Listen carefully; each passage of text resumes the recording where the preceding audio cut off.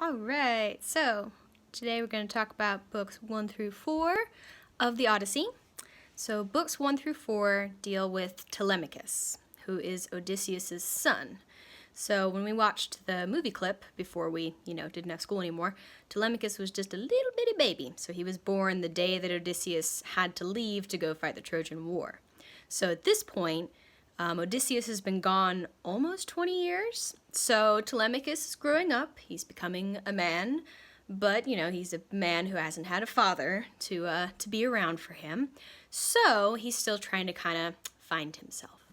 So when we start book 1, first sentence is, "O goddess of inspiration, help me sing of wily Odysseus, that master of schemes."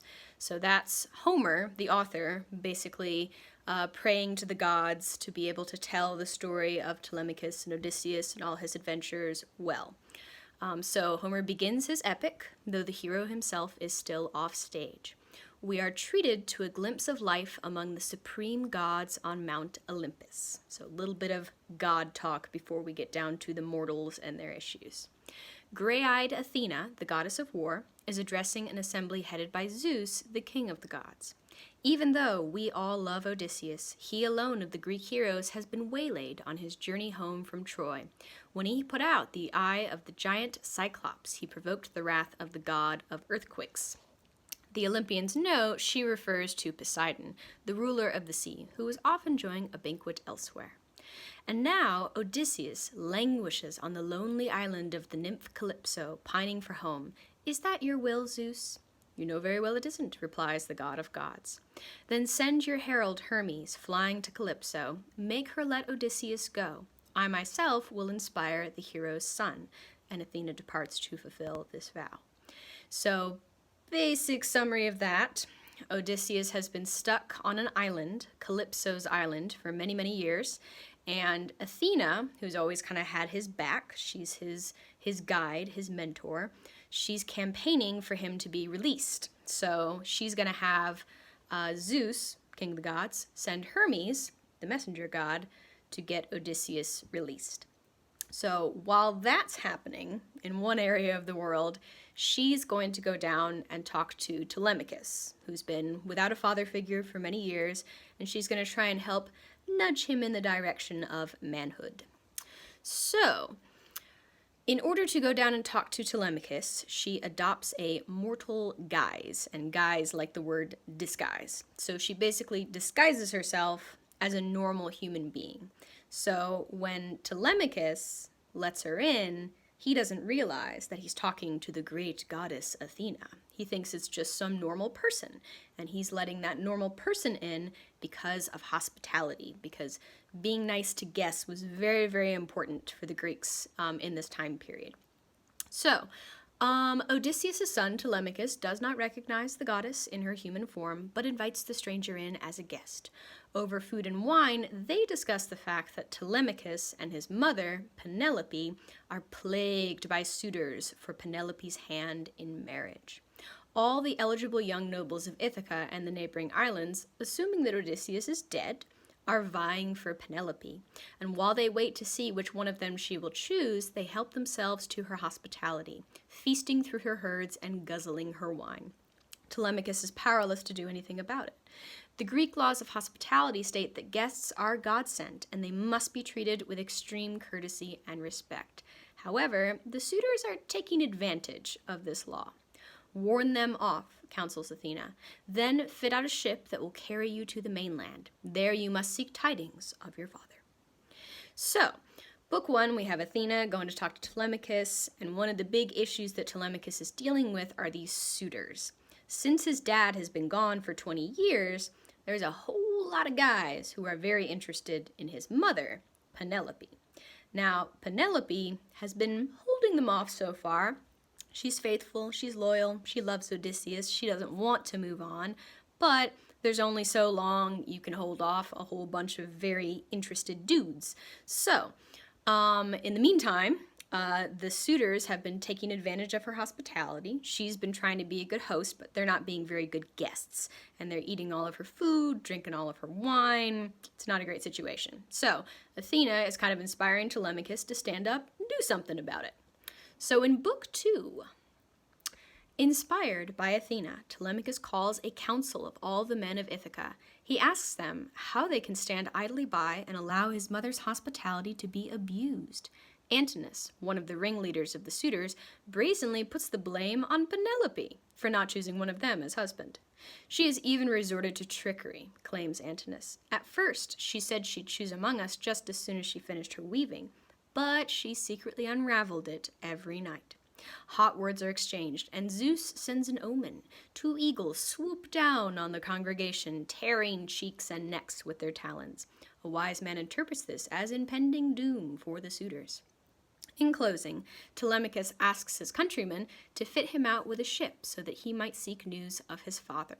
Back in his own hall, Telemachus is greeted by Antinous, who suggests that they share a feast together, just as they did when Telemachus was still a boy.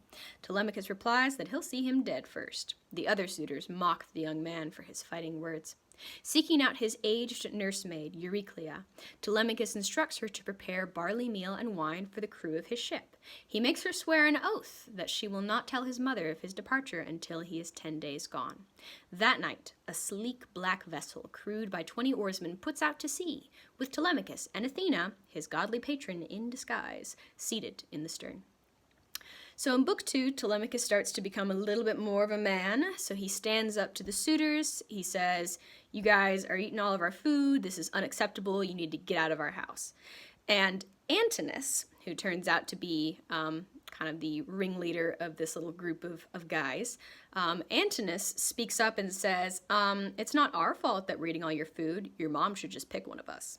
So a little bit full of himself, a little bit arrogant, but Penelope has been rather tricky. So I mentioned that she does not want to marry these guys, and one thing that she did to avoid marrying them was she promised them that she would marry them once she finished her weaving, but then at night she would go back and unweave it so that she didn't have to make that decision. So understandably the suitors are a little irritated, but to be fair, Penelope really loves Odysseus and she's really holding on to hope at this point. So anyways, that unfortunately is a little bit of a fail for Telemachus, though he tries. Good for him for trying.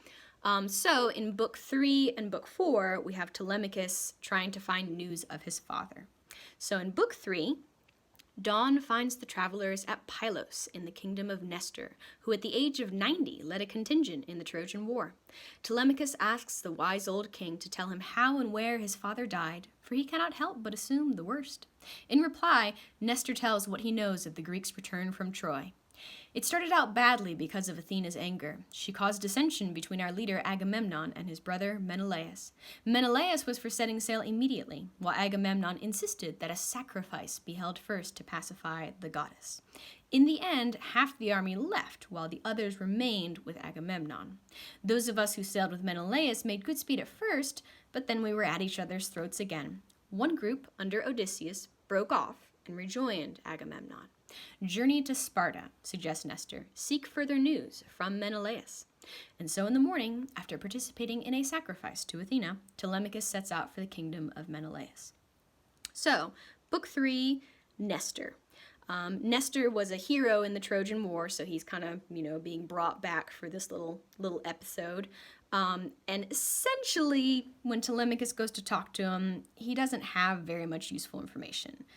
He at least confirms for Telemachus that his father lived through the Trojan War, so, that's good. He was at least alive 10 years ago, but he doesn't really know what happened to him after that. There was fighting, there was disagreements, and Odysseus's group kind of got lost amidst all of that. So he suggests that Telemachus go talk to Menelaus. Now, Menelaus is the husband of Helen, who was the most beautiful woman in the world, Helen of Troy, who kind of started the Trojan War in the first place. So we get to see Helen very briefly and see if Menelaus has any good news about Dad. Book 4. Telemachus is welcomed with great hospitality by King Menelaus and his queen, Helen, the most beautiful woman in the world and the cause of the Trojan War.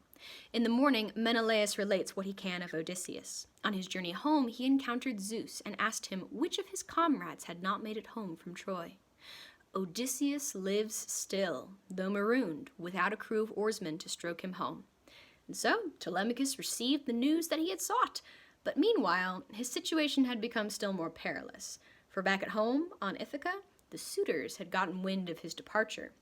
Spurred on by Antinous, they plotted to ambush him at sea upon his return. So, good news, bad news.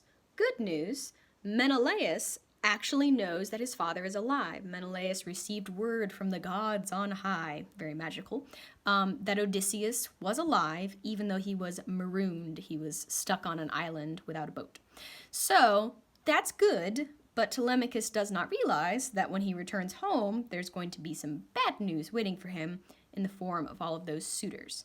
So the suitors, after Telemachus's, little protest against them, have decided he's getting a little bit too big for his britches. So they plan an ambush. So they are going to attack him. That is their intention. So that's Telemachus, Odysseus' son, and what he's been up to while Dad has been away.